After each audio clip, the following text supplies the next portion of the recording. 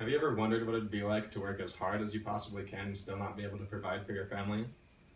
Hello, my name is Brad Grieser, and my hope is that you will understand how serious the lack of affordable and adequate housing is, and recognize the suggested solutions will not only benefit the working poor, but also benefit people such as yourselves. I have worked alongside many people who have struggled to provide for their families, and from research and first-hand experience, I have found solutions that can help solve these issues. I'll begin by explaining the serious issues presented by the lack of affordable housing, moving to potential solutions to the problem, and concluding with how implementing these solutions can help you now and in the future. Let me begin with describing how the lack of adequate and affordable housing is taking such a heavy toll on low-income Americans. A major issue that many low-income families face is that they spend the majority of their earnings on housing and transportation. According to the U.S. Environmental Protection Agency article from April of 2016 on smart growth and affordable housing, roughly 60% of families spend roughly 60% of their income on housing and transportation. This number is increased to roughly 70% for families that live farther away from their job centers. So although there's cheaper housing in the suburbs and low-cost areas around the city, having the longer commute actually increases the majority of families' overall earnings that goes to paying to get to work.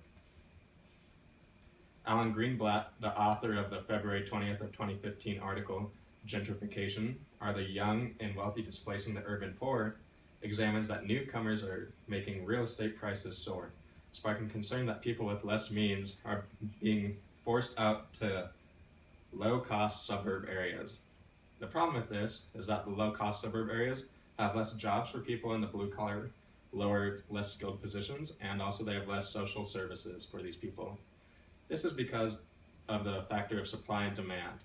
The supply is staying relatively the same with housing around the job centers. However, the demand of so many people that are wealthy and the young people coming into the cities that don't want to commute but have the financial means are making the prices rise so that the low-income families that were originally there can no longer stay there. Next, I'll explain a couple of solutions to these serious problems. There are a couple of solutions to these problematic situations that could help the working poor stay afloat and financially stable. One solution is what Starbucks has recently done overseas.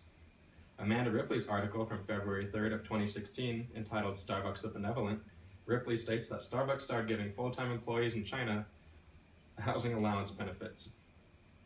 These housing allowance benefits cover roughly half of the housing costs that many of the low-income employees face, and this is important because many of the employees are now able to stay in their homes and stay near the job centers where Starbucks has locations that need low-income employees to be present at. Another solution is improving mass transportation. Ben Alder, in his article from June 10th of 2015, entitled To Create More Affordable Housing, Build More Mass Transit, observes, improved transit could remove the drag on our economy.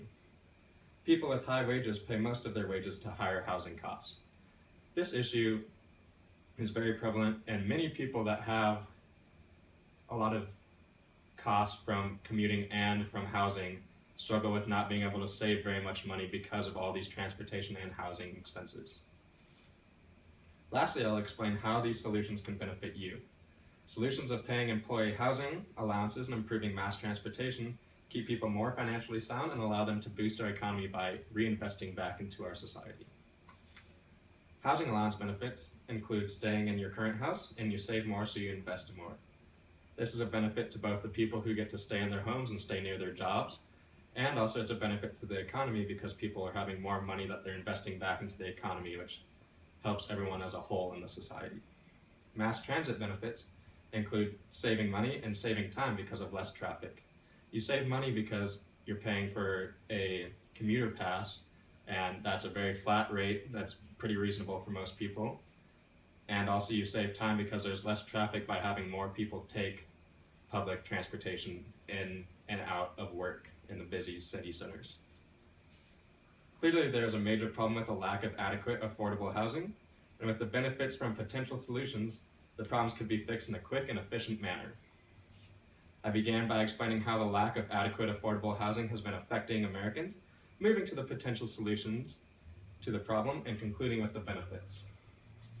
The next time you're stressing about financial affordability of your current situations, I ask you to please remember these solutions and to please contact your employer or city council members to help out their employees and citizens. Thank you.